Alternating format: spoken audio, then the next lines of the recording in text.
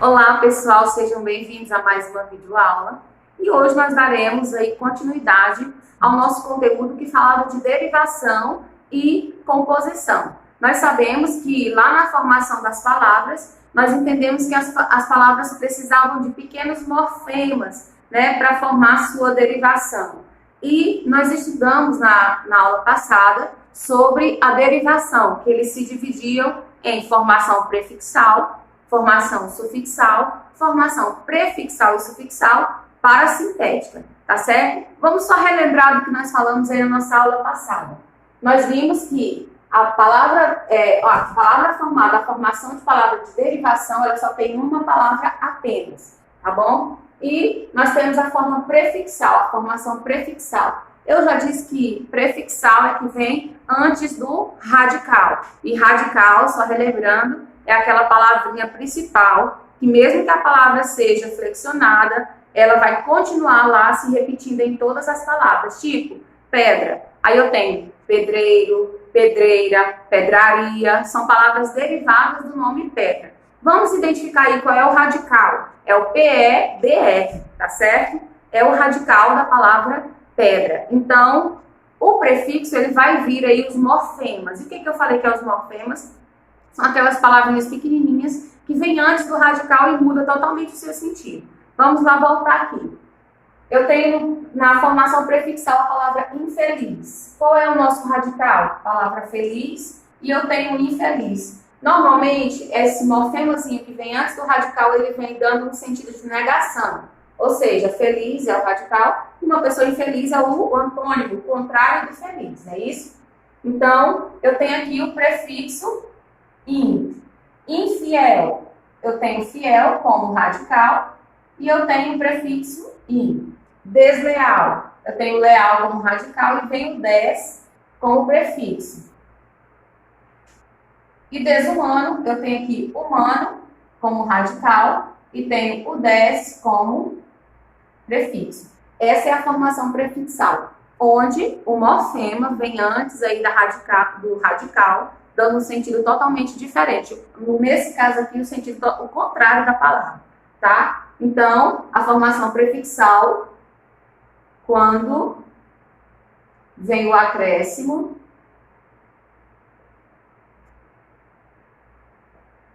antes do radical.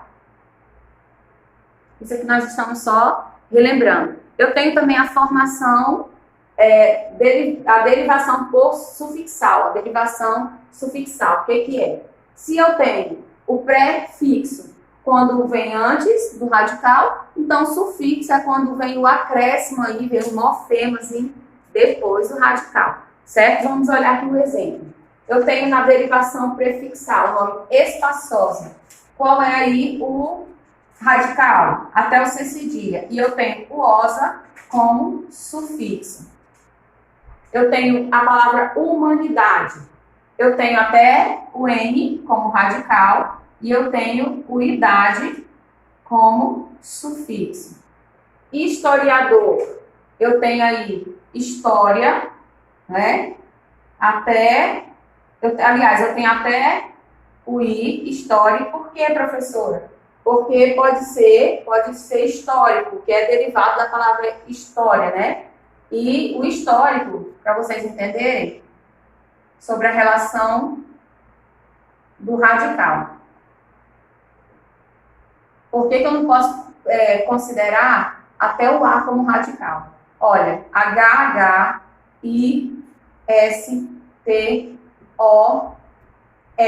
Por que eu não posso considerar I? Por que eu não posso considerar o A? Porque eu tenho palavras derivadas que não têm o A. Certo? Então, eu vou considerar só até onde eu tenho todas. Então, eu vou considerar só até o I. História é o nosso radical. E eu tenho o ador como sufixo. Brasileiro. Eu tenho Brasil como o nosso radical. E eu tenho eiro como sufixo. Então, vocês já viram aí que o sufixo é aquela palavra, aquele acréscimo que vem depois do radical. Vou só colocar aqui, depois do radical. Agora nós veremos a formação parasintética. O que é a formação parasintética? A formação parasintética é a junção de um prefixo, um radical e um sufixo, tá? Prefixo, radical e um sufixo. Porém, nessa formação parasintética, se eu tirar o prefixo ou se eu tirar o sufixo, a palavra não fica com o sentido correto na nossa língua portuguesa. Professora, não entendi, quero entender de forma mais clara. Olhem para cá, eu tenho a palavra esclarecer. Vamos agora separar essa palavra, identificando o sufixo, o radical e o prefixo.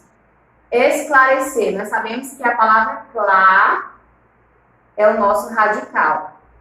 Es é o prefixo que vem antes e esse é o sufixo. Olha o que acontece aqui nessa palavra, nessa derivação parasintética.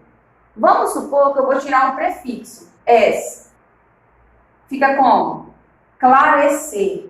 Se você procurar essa palavra clarecer no dicionário, você não vai encontrar. Ou seja, na parasintética ela precisa de um prefixo, sufixo e um prefixo, um radical e um sufixo para que ela possa ser correta, tá certo? Diferentemente aqui da prefixal e sufixal que eu vou já explicar para vocês. Então, a outra palavra, desalmado. Qual é aí o radical? Alma. Eu tenho radical aqui, tenho prefixo antes e tenho sufixo depois. Se eu tirar aqui o dó, desalma. Desalma, você já escutou essa palavra? Se você procurar essa palavra, ela não existe. Ou seja, na parasintética é necessário que tenha o prefixo, o radical e o sufixo para que ela seja uma palavra correta. Porque se tirar qualquer uma dessas palavras, ela fica uma palavra inexistente na nossa gramática. Diferente agora desse que a gente vai ver, prefixal e sufixal. Por quê?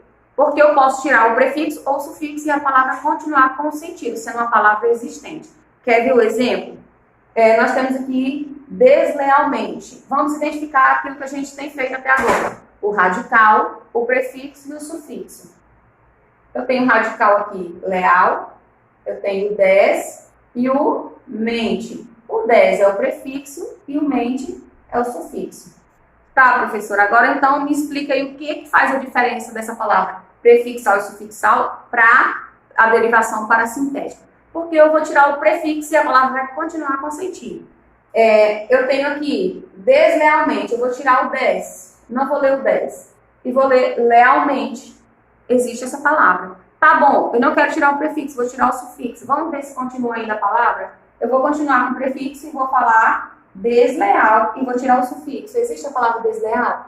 Existe. Então essa é a grande diferença aí da formação parasintética para a formação prefixal e sufixal juntas. Por quê? Porque na prefixal e sufixal juntas, eu posso tirar o sufixo ou o prefixo e a palavra continua. Continua uma palavra existente. E na parasintética, se eu tirar o sufixo ou o prefixo, não vai existir a palavra na nossa língua portuguesa, tá certo? Nós temos também agora, o que nós não vimos na nossa aula passada, porque isso só foi uma revisão, é a formação da palavra por composição, que aí eu divido em formação por justaposição, por aglutinação, por hibridismo e onomatopeia. Vamos agora ver aí a formação por composição.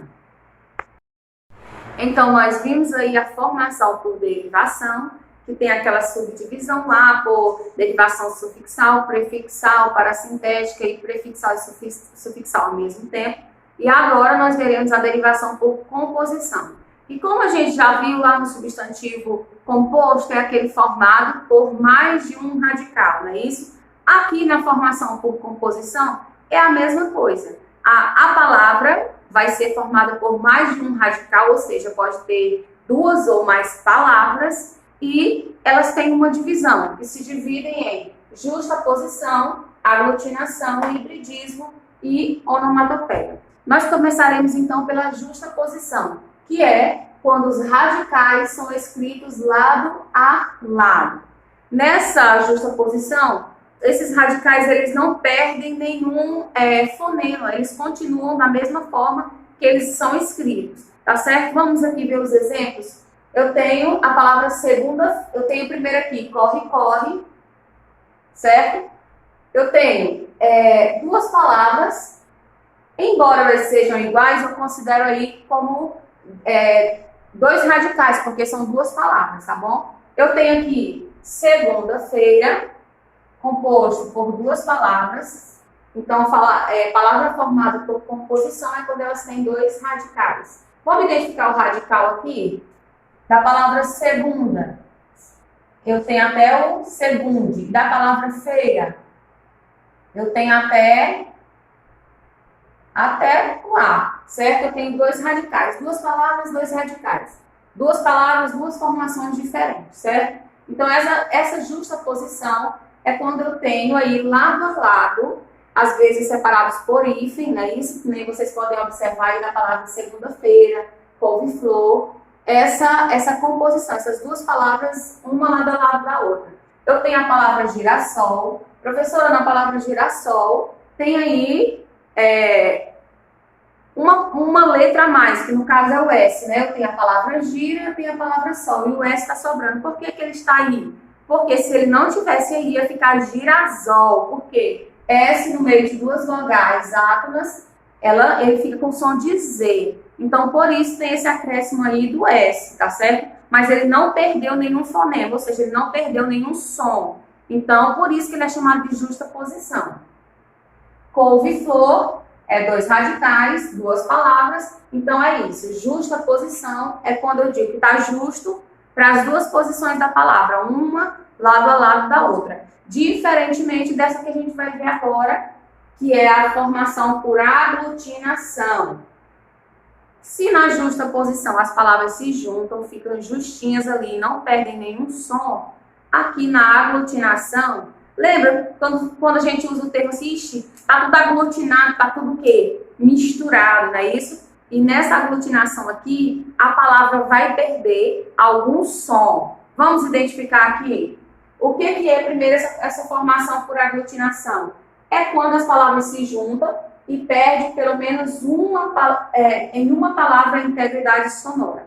Ou seja, quando elas se juntam. E, como eu falei, todas essas aqui são compostas. Ela tem mais de uma palavra. Todas as palavras formadas na formação, por composição, elas têm mais de uma palavra, mais de um radical. Então, na aglutinação, pelo menos uma vai perder aí, na sua palavra, o som de alguma letra, vai perder, ela não vai ficar íntegra, certo? Ela vai perder alguma letra ou algum som.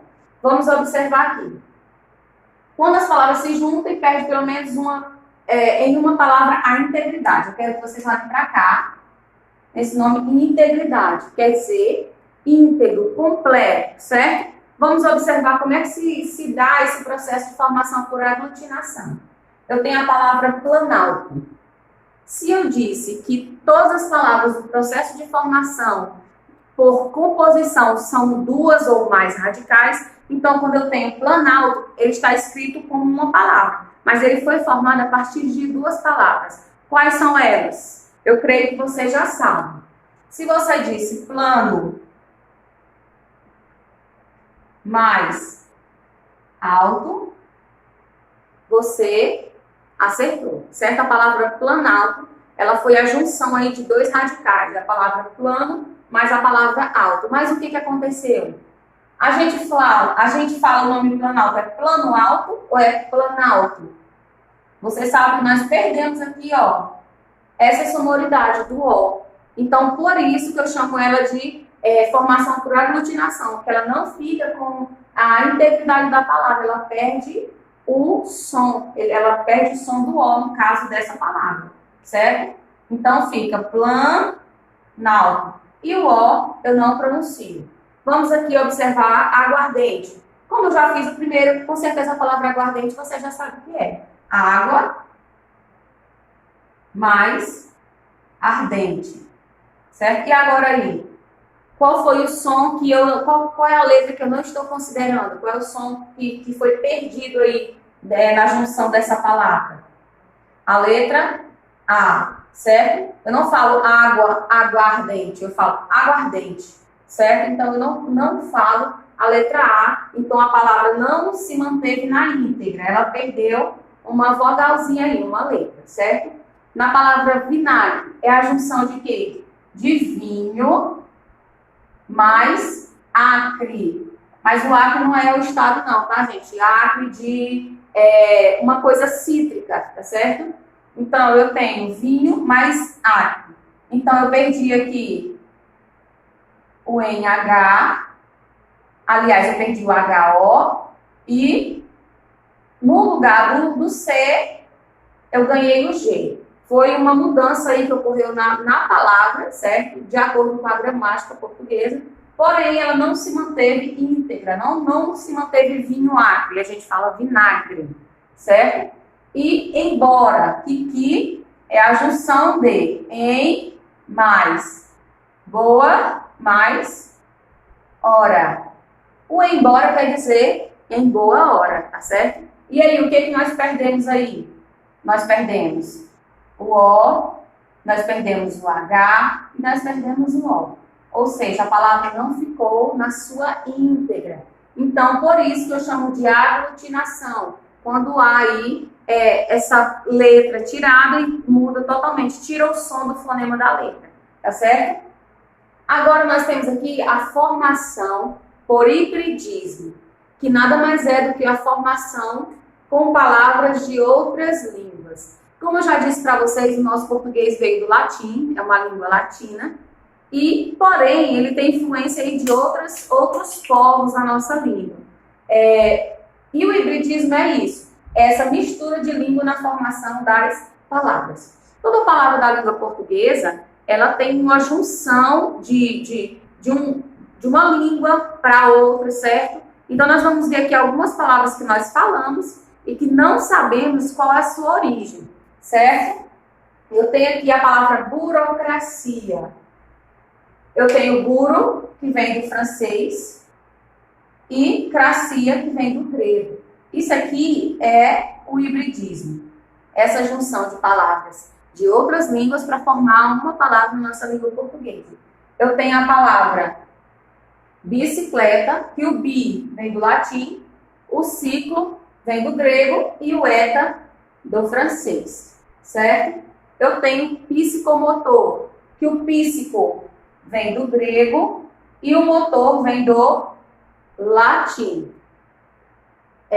Então, essa formação por hibridismo é isso. É a gente estudar a fundo a origem da palavra, de onde ela veio, de qual povo foi originado, né, essa língua, essa palavra, de que língua foi originada essa palavra. Então, o hibridismo é isso, é estudar a fundo, se consiste em estudar a fundo a origem da palavra.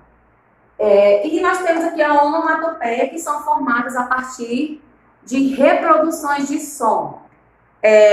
Nós dissemos que o gato fala miau, não é isso? Pode até ser que o som do gato não é miau, mas se você ver a palavra miau, miau no livro, você vai entender que se refere ao miado de um gato, não é isso? Então, essa onomatopeia é uma das funções dessa formação por composição que me informa, que reproduz através da escrita sons que a gente escuta no dia a dia, tipo esse, ó. Toque-toque. Claro que esse som não foi toque-toque, mas a gente já entende, se a gente vê o toque-toque, sabe que é alguém batendo em alguma porta, não é isso? Nós temos também o ati. Tem gente que espirra aí de várias e N formas de espirrar, vários jeitos de espirrar. Tem uns que espirram alto, outros espirram baixo, outros a gente nem percebe que espirrou. O espirro não tem um modelo específico para a gente colocar e rotular. Porém, se eu ver essa palavra atixim, eu vou saber que se refere a um espirro. Então, a onomatopeia é isso. É pegar uma palavra e reproduzir o som dessa palavra no nosso dia a dia escrito, certo? E nós temos o piu-piu, que a gente sabe que é dos pintinhos, não é isso? Nós temos o ding-dong, din-dong, que é a campainha. Enfim, nós temos o au-au, que é do cachorro. Nós temos N onomatopeias aí que a gente reproduz no dia a dia. O plim, plim, plim, né, que é o telefone. E a onomatopeia consiste nisso, em escrever, transformar da sonorização, da reprodução do som para escrita, tá certo? Nós vamos agora fazer uma atividade do nosso conteúdo que nós estudamos hoje. Bem, pessoal, foi muito bom estar com vocês e a gente se encontra então na próxima aula, tá certo? Tchau, tchau!